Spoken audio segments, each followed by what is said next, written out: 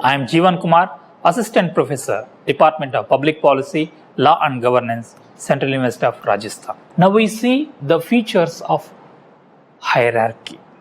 One of the important principles of this hierarchy is through proper channel. Let me take 2 minutes to give you an example on this. For example, in a university, a researcher has to apply for a fellowship.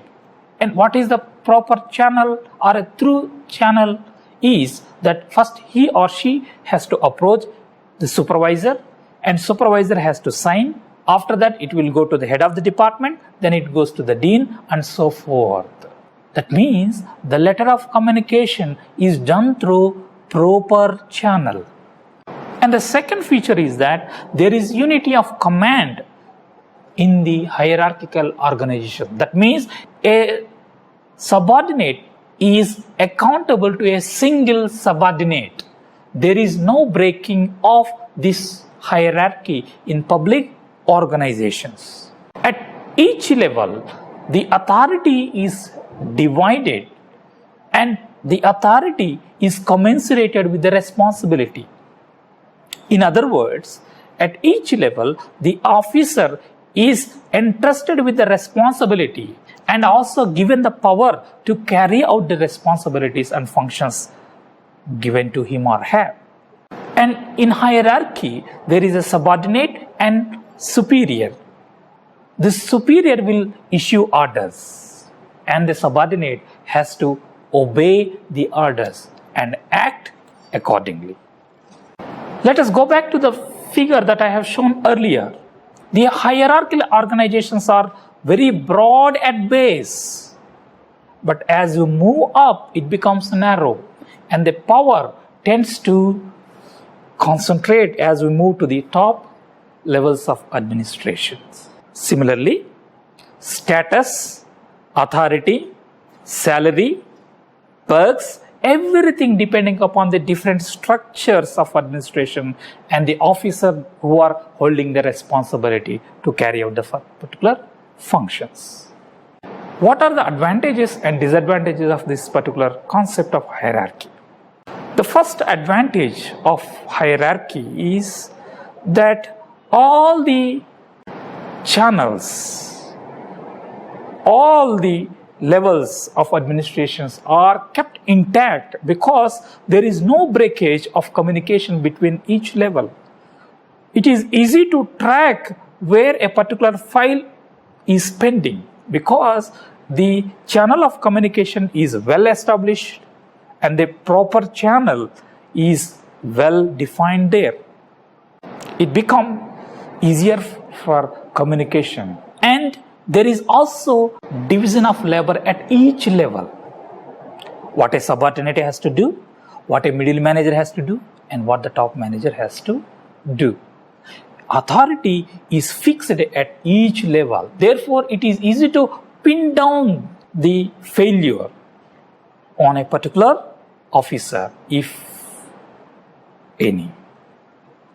And the next advantage is that the following of the hierarchy allows to have efficiency in the administrative systems because there is a scope for discipline among the subordinates, including the superiors.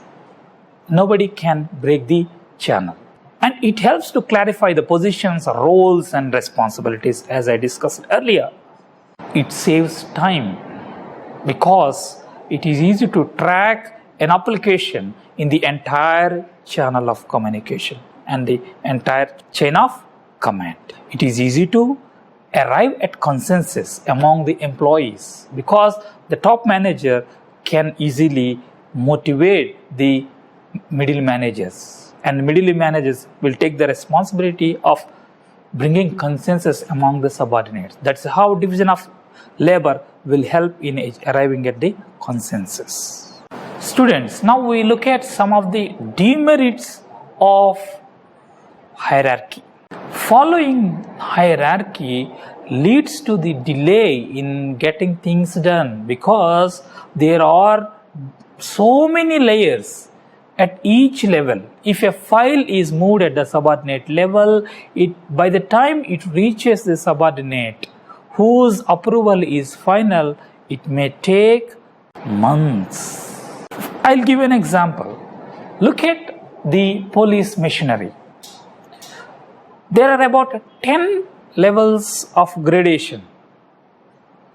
Now, it has, at a state level, we have DGP, Director General of Police, then Inspector General, then Deputy Inspector General, Superintendent of Police, then Deputy Superintendent of Police, Circle Inspector, Sub Inspector, Additional Sub Inspector, Head Constable, and Constable.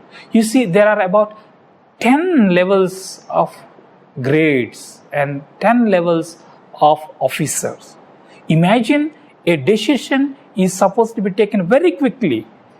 If the file has to move from down to 10 layers of administration, how much time it takes? So, it may cause delays. Then the other one is because the public organizations rely upon the formal relations, there is a possibility that the relationship between the superior and subordinates are more of artificial than natural. It may lead to the distrust between the superior and subordinates. And the following this principle is also lead to the following of too much of rigid procedures and too much of formalism, where the subordinates may not be really putting their heart in the work. So, they tend to become so formal and they may be lost in the formalism because the human relations are missing in that. The hierarchy also leads to red tapeism because there is a scope for delay. The scope for delay leads to red tape. As we have seen, that hierarchy leads to delay in the process because of so many structures. It leads to red tapeism. It leads to corruption because it gives ample scope for different individuals to intervene in getting things done. Thereby, they try to take benefit out of the delay that is there. For example, more importantly, one of the disadvantages of hierarchy is that it kills initiative. It doesn't allow for participation of the subordinates. It goes against the principle of flexibility. And it cannot be adaptive to the existing situation and it will not be in a position to amend itself to the changing context.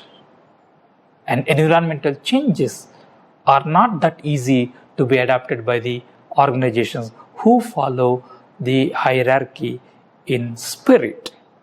It's true that hierarchy allows the employees to be disciplined. However, the top-down manner will always be helping the organization to achieve goals, particularly in a century where the decentralization is the mode of governance.